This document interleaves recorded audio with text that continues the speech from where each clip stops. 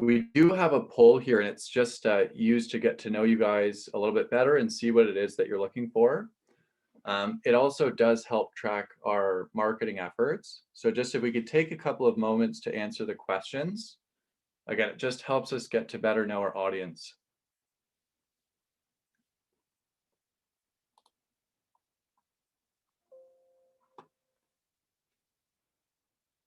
Perfect, and you can take a couple of moments just to answer the 1, 2 through 3 and 4 questions there. And it helps us have an indication as what answers to provide throughout and after the presentation. As well, we do also have a Q&A question box. So if there's any questions throughout the presentation, feel free to submit them and I can provide answers just over the hour. For reference, for 26 years now, we've been providing support for dental tenants, for practice owners across Canada and the United States, really helping them deal with this important part of the dental practice. It's certainly one of the most expensive parts of running a successful practice, or any small business for that matter, when it comes time to deal with the negotiating of the office lease agreement. So today's webinar, its focus is really to dig into this component of the dental practice throughout the state of Texas and to better understand it. So whether you're starting up a new practice, looking at renewing your office lease, expanding your practice space, or selling and transitioning from ownership sometime within the next 10 years, all of the information will be applicable to you. Even if you perhaps own your own building and you want to learn more about how to structure the lease between the holding company that owns the building as well as the corporation that the practice is registered under, today's program will be very insightful.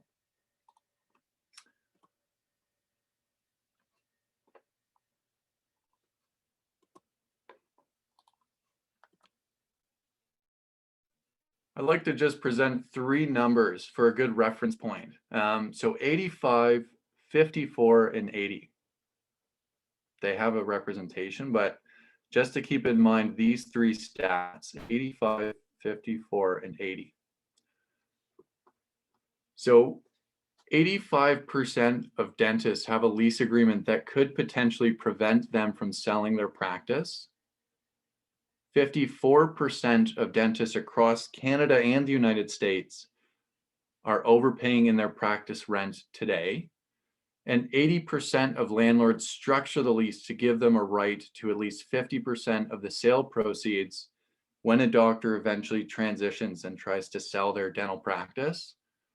Very important to know what it is that we're signing when it comes time for renegotiating or negotiating a new office lease agreement, and how to better understand how to leverage COVID, how to leverage the market the way it is today, and get a better deal.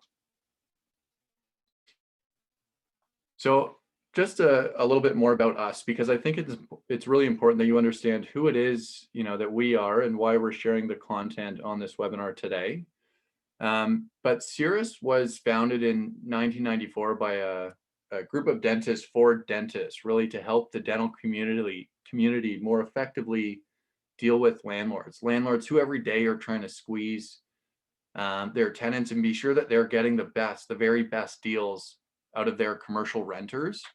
So we're also proud business solutions partners with Henry Schein, and they've helped promote this event for us today, and for that we're grateful. Roughly 10 years ago, they were looking for a commercial real estate group that they could refer their clients to who are having difficulties in dealing with their landlords. Over the past 2.5 decades, we've now negotiated over 12,000 dental and medical office lease agreements. We have an in-house legal and leasing department, along with a market research team that assists all of our active client files with their negotiations. Each year we'll take over 500 cases and represent doctors in their lease negotiations. The firm really is designed to facilitate the real estate strategy for the practice and be sure that it truly is in line with what our clients have for their practice goals. All departments, we all work collaboratively with our clients and our clients' interests at heart. And we take great pride in being able to focus on the dentist's life plan and designing the lease in such a way um, as a part of our objective, as opposed to a business that is a dental practice signing an arbitrary document called the tenant lease. Typically, I'd be traveling around the country delivering this presentation in Texas today, but due to the travel restrictions, we are limited to providing this presentation via a webinar. And we'll lecture at typically most of the major dental conventions, such as the Greater New York Dental Meeting, the PDC, the Yankee Dental Conference, the CDA. But of course, yeah, happy to be able to provide this presentation just via the Zoom meeting.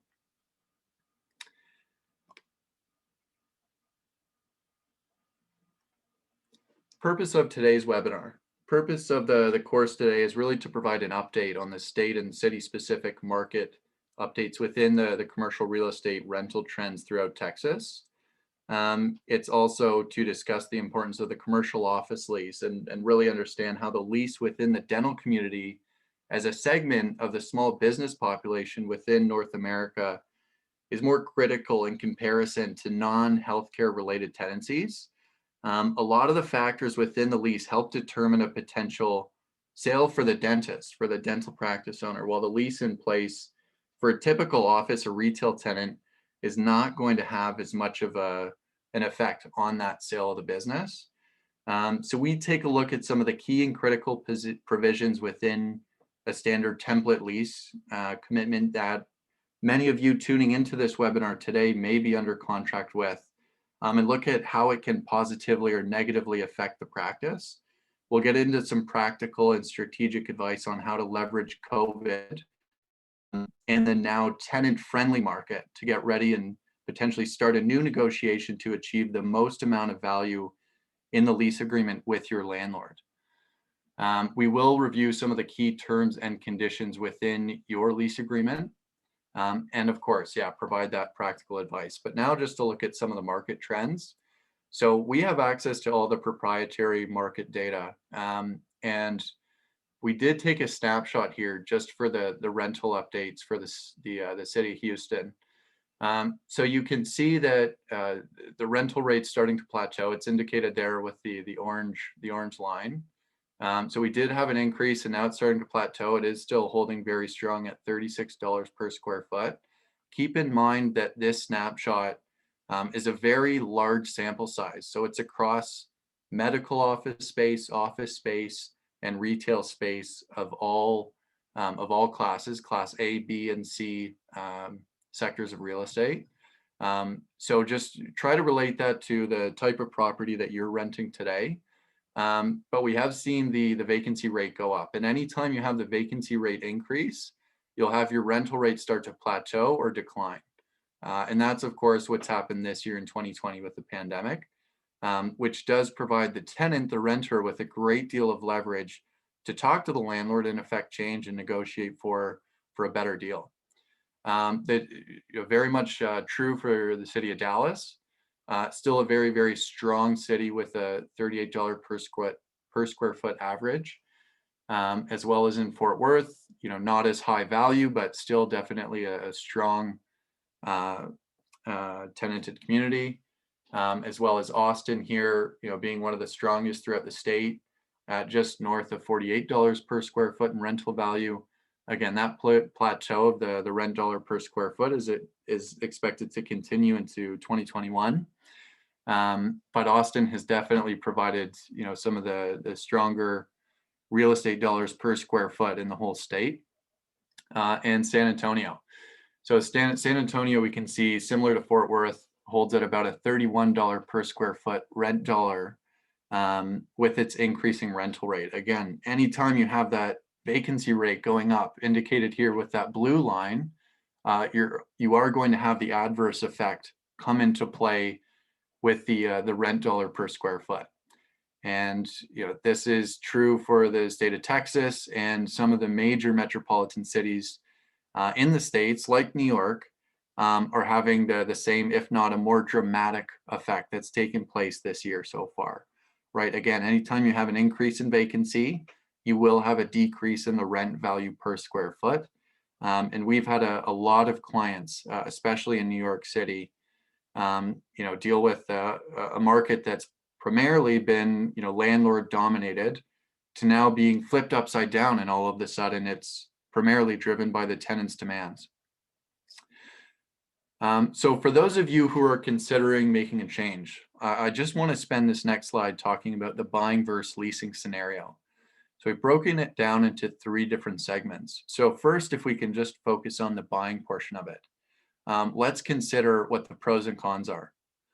Okay, so the initial startup, the financial investment or commitment to be able to have that chunk of cash to use as a down payment to acquire your own property, that's not a position that most practice owners are in when they're looking to start up a new practice. There is a huge incentive in the ability to become a landlord. It absolutely does come with a great deal of responsibility, in that most landlords, for most of them, it's a full-time job. So any repairs that, of course, that's a responsibility of the building owner, but managing, running a dental practice as well as, operating and owning a building, there's no shortage of work. So that's definitely something that needs to be considered if you are looking at actually purchasing your property. There is the very attractive factor of being able to earn rental income if it's a multiple unit building. And there is a great deal of flexibility on how you can use the space. If you need to make changes, build out, a potential additional operatory, and you have that freedom and control in owning the property and having an asset that could be sold for hopefully a greater value in the future. And then next, in comparison to the leasing, for a lot of tenants, being able to find office space where they can open up their practice, that's a very attractive option. It doesn't require as much of that startup down payment, right? The financial commitment is not nearly as great off the bat to start. When you're just having to make those rental payments, it's a great way to get the practice going and build value in the practice as opposed to the property that you do not own. Second, there's greater working capital that can be used to promote the practice by way of different marketing efforts or building out some of the operatories. And depending on the way that the lease is structured, there's a flexibility in the option to relocate or expand, but that has to be outlined in writing, and really just depends on the contract itself. And we'll look at some of those particulars in just a few slides. Whether you own the property or whether you rent the property, there still is a great value needed for the office lease agreement. So having said that, if you own the building, you should have a lease agreement in place between the holding company that owns the property, as well as the corporation that would own the practice. It's a great way to build equity and pay down the mortgage in the asset that you own, that is the building. And if you're leasing the space and paying somebody else's mortgage, then you need to be sure that the dental office lease, that the lease agreement that you have in place right now is going to be a very strong foundation. So if you have to sell the business, you're not worried about the lease agreement acting as a liability as opposed to an asset. We want to be sure that it's set up in such a way that's going to benefit and assist that sale. But either way, if you own the building or if you're a renter and you're renting the space, you need to have a strong lease in place for the practice. So what is a lease agreement? This is actually, a question that I like to pose in the live seminars that I would typically be hosting, and see what kind of answers that we get from the audience.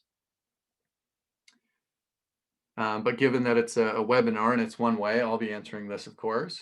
So a lease agreement, technical agreement between two parties, right? A landlord and a tenant, and it spells out the specific factors and variables within a tenancy. So for a landlord, they want to know who the tenant is, how long they intend to stay in the space, and how much money can the landlord take from the tenant.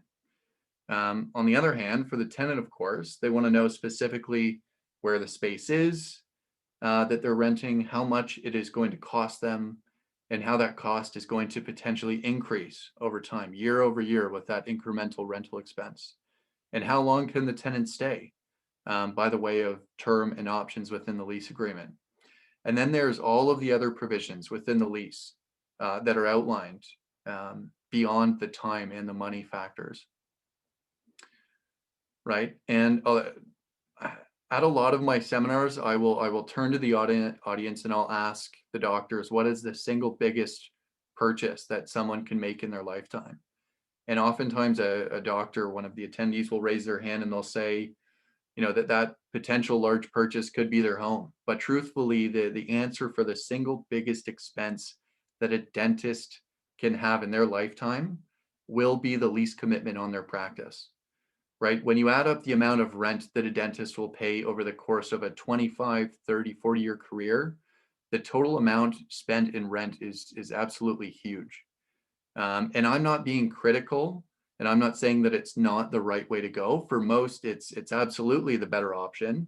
As I mentioned, being a landlord is definitely a full-time job, but we need to know what we're committing to, right? For any large commitment, people always ensure that they have a great amount of mileage and a return for any large investment. But the funny thing is, with these lease agreements, people will talk about rent rates per square foot, and then a document gets put in front of them and they don't look at the other pages. They'll just sign, they'll sign on the dotted line without really realizing what it is that they're committing to for a potential of 10, 15, 20 to 25 years. So we really do need to understand what it is that we're signing. And, the rent expense throughout the career of a dentist can be a very, very large sum, right? If you have $5,000 per month on your overhead by way of the rent payment to the landlord. Over the year, that's $60,000, and on a 20-year career or a 30-year career, that's well over $1 million. So we really need to be sure we know what it is that we're signing. So why is the lease agreement so important? That's definitely a question I'd like you just all to really realize why the lease agreement is such an important aspect and component for the practice, especially for those of you who have a lease agreement coming up for its renewal. Really just be sure that we understand what it is we're signing, right? So the lease agreement, it really is going to act as the foundation for the practice. It's going to outline the terms and commitments that you have as a tenant and are obligated to uphold with the landlord. It can outline the absolute large investment or cost to build out the space. And there's a number of provisions that could be included to help you reduce that overhead expense by way of a tenant improvement allowance or by way of a rent-free period. For those of you who have had to go through a relocation, it's absolutely a very difficult and expensive thing to undertake. If you've gone through the expense of building out one practice, and if there was a redevelopment for the building, or if the landlord provided you with a relocation notice and you had to move to a new location, you'll be very familiar with the fact that it is absolutely expensive and time-consuming to move a dental office. It's not so expensive to have to move a typical office or retail tenant like an accounting office or a hair salon. But for a dentist, with all the plumbing and that very large capital investment in the leasehold improvements, it is an expensive and timely thing to do to have to relocate the practice. So we need to be very sure that if we are going to move, that it's for the right price and we're not just making an uncalculated decision. The lease agreement will also act as a very important aspect for those of you who are considering selling your practice. We need to be sure that it's set up in such a way that it's going to act in your favor and will not prevent you from being limited to only selling the practice for its equipment or its charts. Even if there's something as simple as a relocation clause or a demolition clause within the lease agreement, as the sale of the practice will be conditional on a review of the lease agreement and it being put in a new successor, the new owner of the practice, A relocation clause is a great argument for a buyer to say, I love your practice, but hang on now, it's not worth what you're advertising it for because of this great liability. And just last month, we had a client of ours, a dentist in San Antonio, who had to go through a relocation, and they had to build out the new space for $100 plus per square foot. And that's definitely something that you don't calculate for when you're building out your first location. So I'd like to turn now and look at the 3 saleable components of the practice, right? I've mentioned a couple of times how the lease agreement can really dictate and outline the ability for someone to go through that proper sale. There's 2 ways that a dentist, a practice owner, can go through that transition.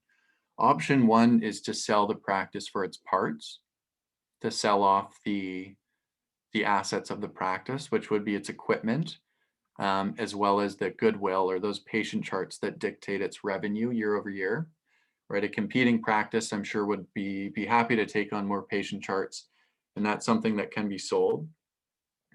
But the second way and more profitable way to sell a practice is to do a complete asset sale. If you sell the practice to somebody that's looking to take over, and you can group in the 3 main components, you'll have a much more profitable sale. So first, we have typically equipment making up 25% of the practice value, along with the goodwill or patient charts that make up roughly another 25% of the practice value. And then if there's one thing that can dictate as much as 50% of the practice's value, if you can ask yourselves now and guess perhaps what is the third thing that can dictate that remaining 50% value, I would agree in that you're right. It is the lease agreement, and it can't just dictate as much as 50%. But for those who are unable to end up selling their practice charts or their equipment, the lease agreement can really prevent them from recapturing any value that's associated with the practice. So it could even dictate as much as 100% of the practice's total worth and value. So we need to be sure that, of course, the transferability and the pending sale for the practice is set up in such a way that's only going to benefit the seller. So for you that have the practice in place in space that you're renting, you have to make sure that the lease agreement is not going to do this. It's not going to prevent you from selling that practice. It's absolutely just going to benefit you at that point of retirement. So what should your lease agreement do for you? All right, I've talked about a couple of points, a couple of the more negative points in terms of how it can act as a liability for the practice. But to flip that around and perhaps consider the market the way it is now, and for those who are being more opportunistic and trying to negotiate for better deals with their landlords, let's look at what the lease agreement really should do for the practice. So number 1, it should provide for fair and affordable financial terms. So of course, by fair and affordable, I do mean by that rental expense per square foot.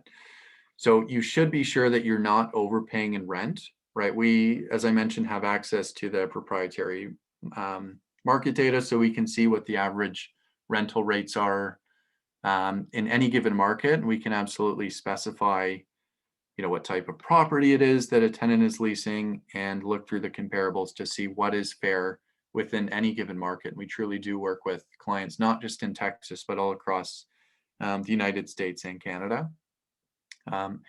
The other fair and affordable financial terms can be found by way of periods of free rent. So if you're looking to build out new practice space, then of course negotiating for a term of free rent is obviously beneficial, being sure that when the practice space is being built out and those leasehold improvements are going to improve the value of the building and benefit the landlord, that the tenant, the dentist building that space, is not bearing the expense of that rent per month. So looking to be sure that there is somewhat of a benefit to have that free rental period, um, as well as a tenant improvement allowance, so that if we're looking to receive some kind of loan or amount of money to help contribute to the build out costs, then what better person to ask for to receive that money than the landlord, right? If they're going to benefit from this new space that's being built out into their unit, they should be willing to provide an allowance, some money to help contribute to that build out. Um, Tenant improvement allowances, they're never free money. A lot of people are under the impression that they'll never have to pay back that loan. It's absolutely built out into the overall rent structure, typically with increases occurring towards the latter half of the initial term. But we want to be sure that, of course, if we're going to be building out this space and bearing an expense on putting these leasehold improvements into a building that's not ours, that we request some money from the landlord. That's a completely fair and reasonable ask to have with the property owner. The lease agreement, of course, should provide for a very long-term stability and security, meaning that it should provide you with predictability that you're going to have the home for the practice for the foreseeable future and beyond. That you're not going to have a notice from the landlord that all of a sudden you'll have to move the practice within a couple of weeks or a couple of months. That you'll have a commitment from the landlord to stay for its initial term plus any options to renew that you were granted. And that's why oftentimes for our clients, we'll advocate and we'll encourage the fact that an initial long-term commitment plus options to renew are very beneficial, because it doesn't just benefit the original tenant, but if somebody's looking to sell the practice and transfer the lease agreement, those options to renew can benefit the successor. And I have an example that I'll share with you just later on in a couple of slides, but having that long-term stability and security for the business, the asset that you own, is crucial.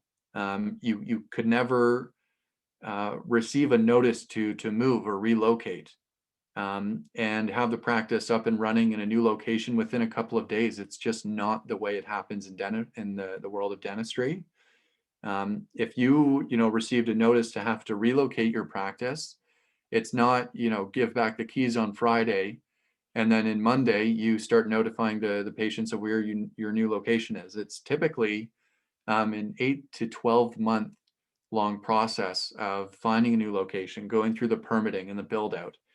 And for many of you who have had to go through the process of building out the practice, I think you'd agree that you would not want to have to do that a second time, especially if it was on the request of a landlord. So let's just be sure that the current agreement that you have, or the agreement that you're negotiating for right now, gives you that long-term stability and security, so that if you ever had to move, it's only on your terms as the tenant, and the landlord is not dictating that relocation.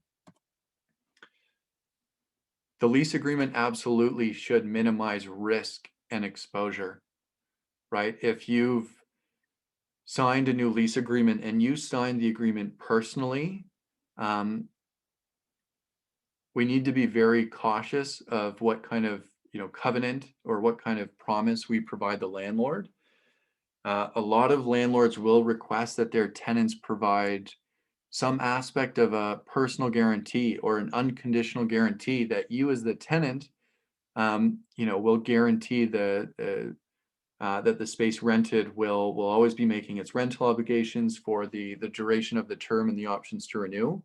We need to be sure that you're minimizing your risk as a practice owner, so that you're not opening up your personal assets to that of the landlord.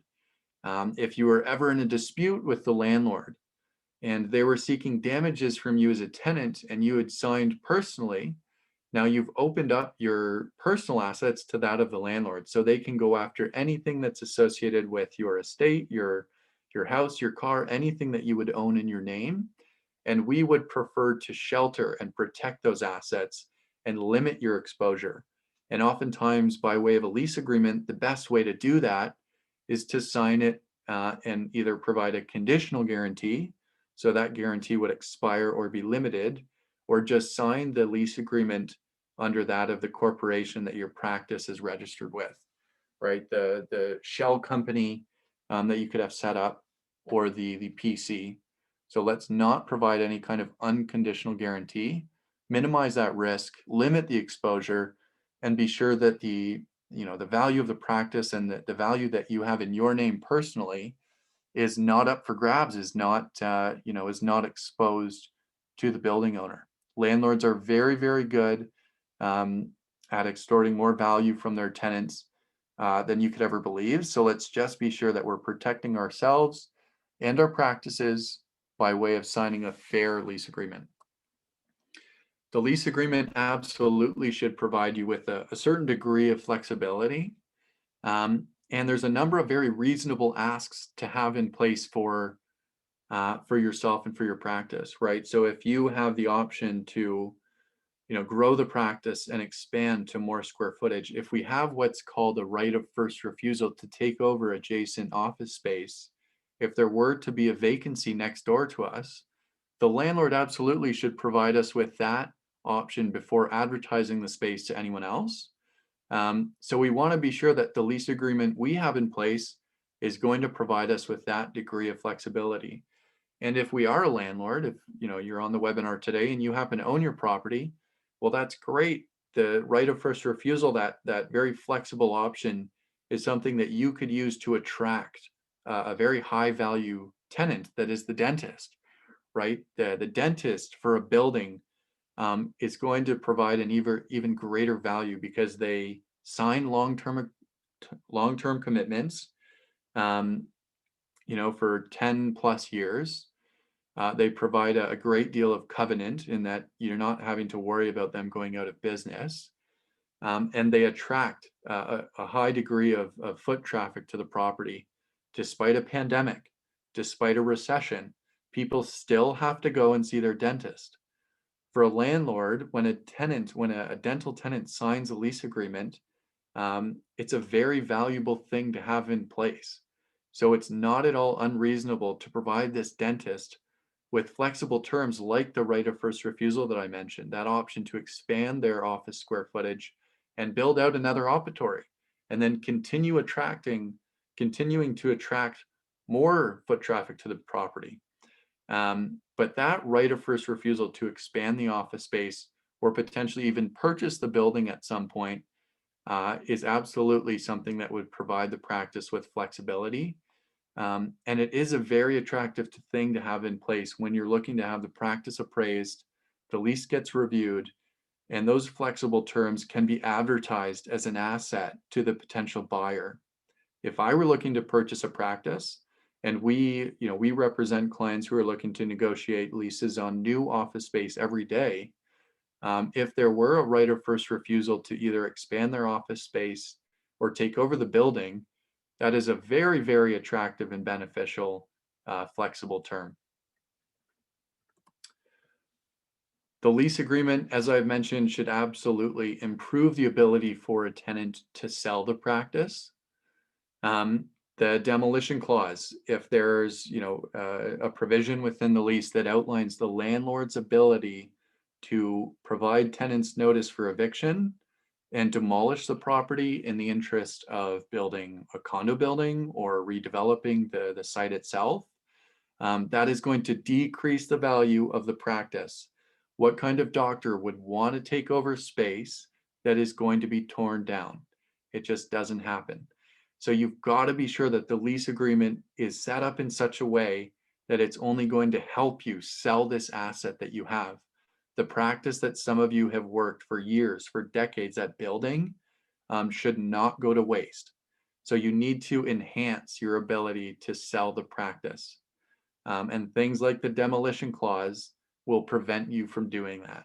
So let's be sure it's set up in a way that's going to provide you with that enhanced saleability, right? Limited common area maintenance charges, limited additional rent charges. Those are all good things that can be used to enhance your saleability. I'd say 90% of commercial leases are all structured under that triple net rent commitment, whereby you have your base rental rate. And then on top of that, there are the additional taxes, maintenance, and insurance costs that are due as additional rent.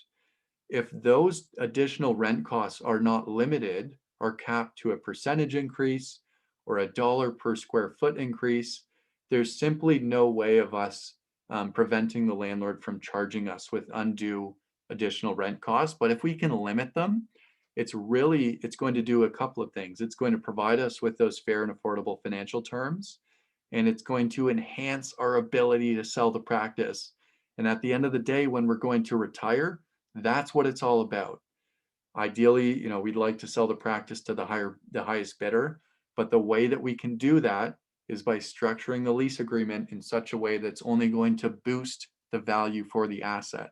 So let's set it up right. Let's set it up now, and let's be sure that we're not decreasing the value for the asset that we've been building.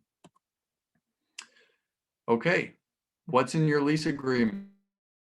I think I could spend, another 5 hours talking about all the provisions, but I wanted to just highlight two key and critical provisions or clauses within your lease agreement that you can reference today if you have your lease with you. But the first and foremost provision that I wanted to talk about is referred to as the option to renew. So it's found in most leases, but simply the definition is in the title. The option to renew provides a tenant with the ability to renew the life of the lease. So if you have an initial term of 10 years and an option to renew of 5 years, you essentially have the ability to extend the life of the lease by up to 5 more years. And that's great for the tenant because it provides them with that stability to stay in the same space. And it's great for a lot of landlords because they want to keep benefiting from that rental income for another 5 years. So it's good for both parties. But there's a number of things wrong with this provision here. So this is actually language that I've copied from one of the lease agreements that a client of mine had sent over to us. It was sent to me for review and I just copied it, but I've changed the name just for confidentiality purposes. I did change the client's name. So Dr. Joe Black is not a doctor that is one of our clients. It's just a name that I'd made up to provide our client with confidentiality. And there's a couple things wrong. So I'll give you just a moment to read through it. But there's something wrong with this, and we'll see if anyone's able to identify what it is.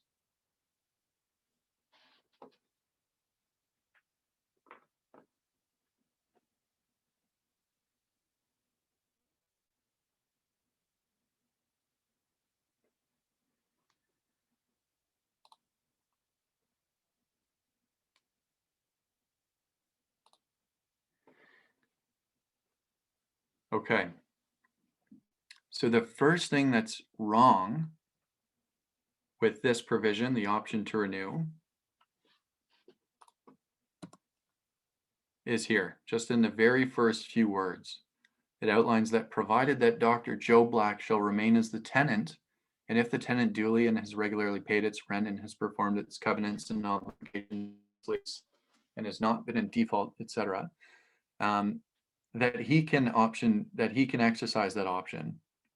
So provided that if Dr. Joe Black shall remain as the tenant is a problem. And it's a problem because if Dr. Joe Black was looking at selling the practice, the successor, the buyer for the practice, would not have the same ability to exercise the options, right? And for those of you who have gone through the process of acquiring a new practice and you had to go to the bank and you went to the bank and you asked for, call it $500,000 to be able to afford the purchase of a practice, the bank is going to say, okay, great, Mr. Buyer, how much term is on the lease agreement, because that's what's going to outline your amortization period to be able to pay back that very big loan on the practice purchase.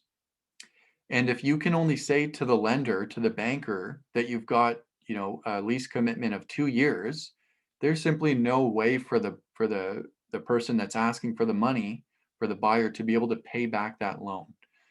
So we need to be sure that these options to renew are transferable, so that if a buyer went to the bank and they said, Mr. Banker, I've got as much as 7 or 10 years here on a lease commitment that's going to be transferred to me in the sale, um, the banker's going to have no issue providing that buyer with the financing, right? The dentist, the dental tenant, the dental practice owner offers a great deal of covenant and promise to the banker. They love to provide financing, but they are not going to do it without a lease agreement in place. So if you're acquiring a practice or you're looking at selling your practice, you've got to be sure, hey, do I have enough lease term that can be transferred to my buyer? And if not, then what do we have to do to fix it? And it can be a very simple fix, but we've just got to be sure something like the option to renew is worded in such a way that's going to benefit me. This option to renew, it's not going to affect, a simple tenant, right? Somebody who's operating a restaurant, it's not going to be as detrimental to them. But for you as a dentist, it's very key and critical that this be set up in the proper way. There's a number of other issues, but just in the interest of time, I won't spend too many more minutes going over this option to renew clause. Of course, it mentions that the option to renew has got to be based on the market rate for the renewing tenants in the building. That's very common in typical option to renew clauses. Well, what is fair market rates, or what is the market rent for the renewing tenants in the building? Right? If all those other tenants have very high rental expenses, and they were all negotiated by the landlord, are we going to be exposed to having to pay a very large increase when it comes time to renew? We've got to be sure that we are always paying fair market rent rates. COVID has provided a very strong argument to negotiate, to have those strong fair market rates in place now. But let's just be sure if our lease is coming up for renewal that we're protected. The next provision that I want to talk about is one that I've mentioned a couple of times, but it really relates to that saleability, that eventual assignment and sale.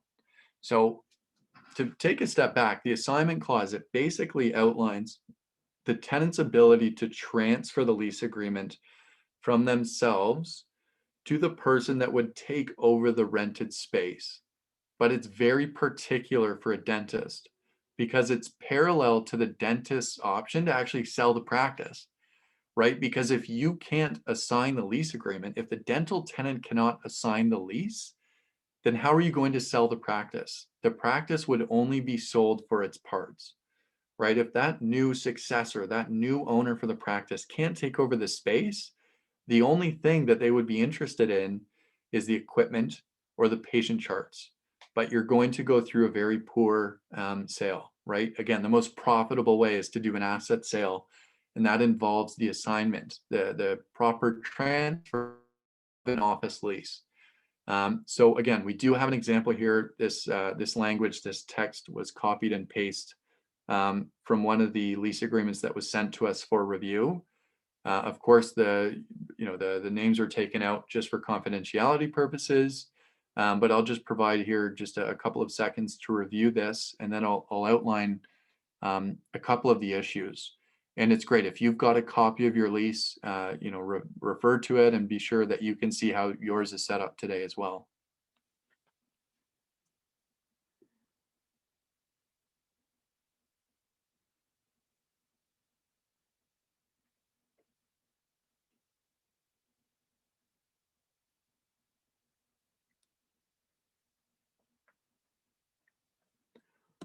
Okay, so the first thing that is wrong with this assignment provision, it says here that if the tenant should wish to assign or sublet the lease premises, it shall first have received the consent of the landlord.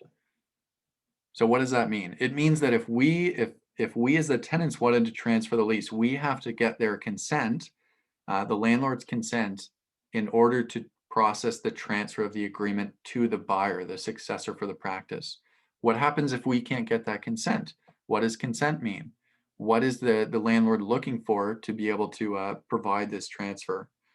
A lot of the times, if they don't like the financial capability of this new tenant that's coming into the space, they won't process a transfer, right? If on paper, they're looking at the net worth from somebody that's about to sell a practice in comparison to a buyer, no, the person exiting the space will look much better. They'll have a far greater net worth than the buyer. So we just need to be sure that the assignment section is set up in such a way that it's not going to be arbitrary, that there's a very detailed criteria here in terms of who you could transfer the lease to, that the landlord cannot withhold their consent in a lease transfer, so that when it comes time for retirement, you're not holding yourself in a very dire situation. A number of assignment provisions will be drafted, as this, where it outlines that the landlord shall have a number of options. One is to provide the approval for the request, decline approval, or potentially terminate the lease agreement. Obviously, the third of those three options is by far the worst. If there's no lease agreement in existence at that point, if the landlord decided to terminate it, the value for the business, the practice itself, has just gone down a great deal, because a buyer needs that commitment to be able to continue practicing in the location. If the landlord has the option at a time of assignment to revise the rental commitment, that's going to be a problem, because people obviously that are looking to acquire practices need to know what their overhead is going to be. They need to know what their rent commitments are. And if a landlord has the option to increase the rent dollar, the rental expense, that's going to be a huge issue, right? So we've got to be sure that no, the rent commitment is going to continue in effect for the buyer, for the person that's taking over the lease. And this is a very big problem, and we deal with cases like this every day. But if a tenant is going to receive money or consideration from somebody that's taking over their practice, and it has to do with the assignment of the lease, oftentimes landlords will try to collect the money that's changing hands. So obviously, when you're looking to sell your practice, if you're selling it for any amount of money, large or small, oftentimes it's very large in the dental world, landlords are strategic with this language, but they'll include sentences like these where they can collect the money that is changing hands. Their argument being that they own the leasehold improvements, and if your sale of the practice is predicated on the value of those leasehold improvements in the unit that they own, that they should be entitled to a portion, if not all, of the sale proceeds. So we need to be sure that no, of course, when you sell your practice, the landlord cannot get in the middle of that transaction and take a very healthy cut, because we deal with it every day. And there's a client of ours outside of Texas who is looking to sell his orthodontic practice. And the landlord and their representation was of the sole opinion that no, the landlord owned the value of the building, the leasehold improvements, and the practice had only done so well because of the location. So they should have collected a portion of what the practice was selling for.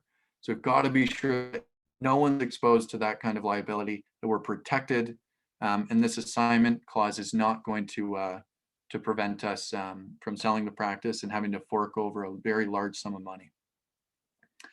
And we need to be sure that our continued liability is not going to stay in effect when we do transfer the lease. A lot of landlords, they want to have someone on the hook, right? So if you transfer the lease, is the buyer going to be there for another 20 years? And are they solely responsible for the rental obligations, or is the original signee of the lease, are they responsible? So let's get rid of that continued liability. There's a great other number of traps that are oftentimes, within the lease agreement itself. If there's one thing that you walk away with today, I want you to remember that the lease agreement, it's not always just about rent. It's about a whole number of other things, especially for a dentist, let alone another business owner. But we've got to remember, it's not just about rent. It's about a great deal of other things. And let's be sure that we're not exposed, that the lease agreement is providing us with a strong foundation, a great deal of flexibility and stability. And just looking at one of the other ones to mention quickly, the subordination clause. With the market the way it is, we need to be sure that if there were to be a foreclosure on the property, that the new owner, that the rights that you would have are not subordinate to that of the new owner. And we do that by way of including a non-disturbance agreement. But there's a whole number of provisions to be privy to. And in the interest of time, I'm just going to continue on. But the tenant lease cycle is something that's important. So if you have a lease agreement coming up for renewal, it's best to get the process started as much as 2 years before it's about to expire, because there's a stronger argument to say, Mr. Landlord, my lease is coming up in 2 years. Let's open up a dialogue. As opposed to, Mr. Landlord, my lease comes up next week. What do I do? The landlord's just going to have you sign a very arbitrary agreement.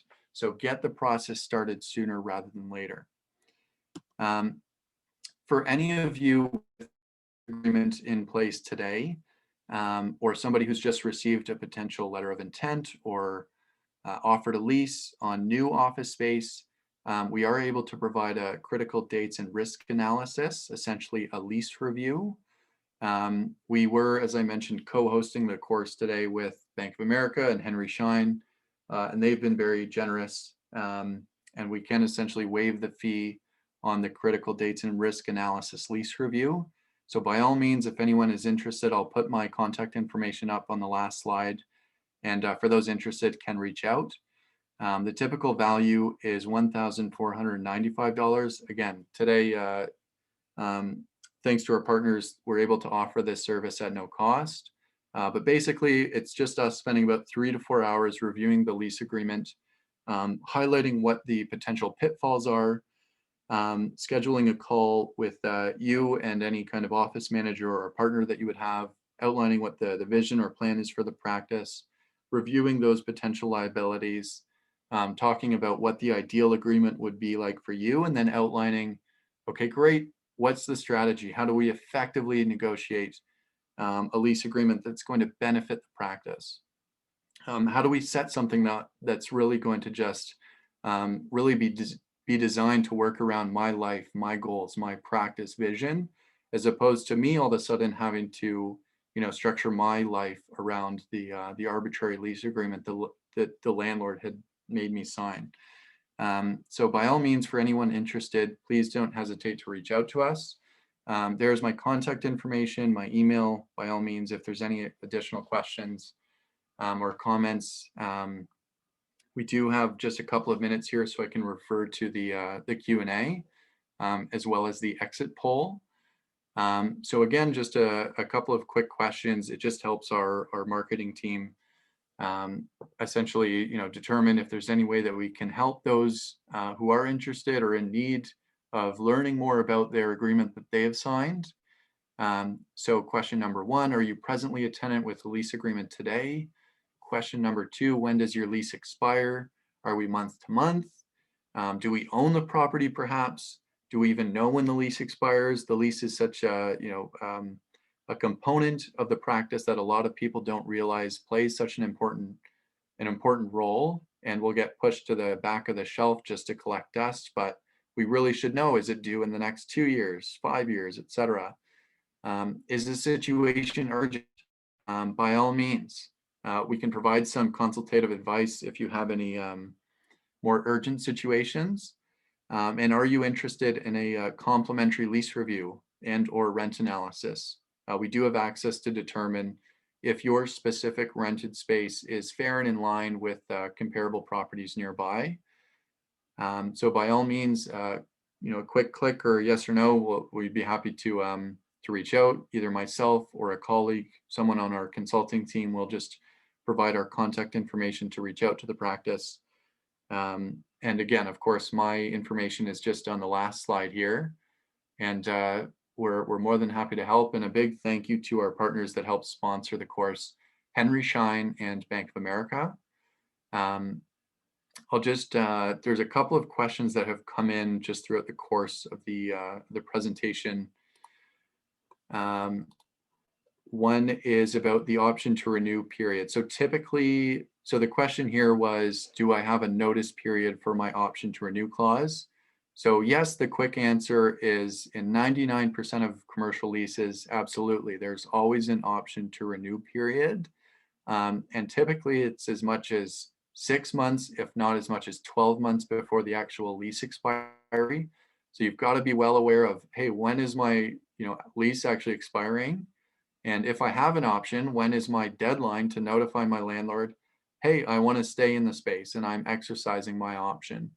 And if we pass that point in time, a great deal of leverage is lost, a great deal of leverage, meaning that if we get the negotiation started well before the option to renew deadline is set to occur, we can affect a much greater deal of change in the lease agreement.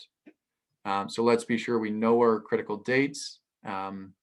Again, we are able to do a complimentary lease review for those of you who are interested and would like for myself or a colleague to go through your specific lease agreement and provide some more specific advice in terms of what your situation is.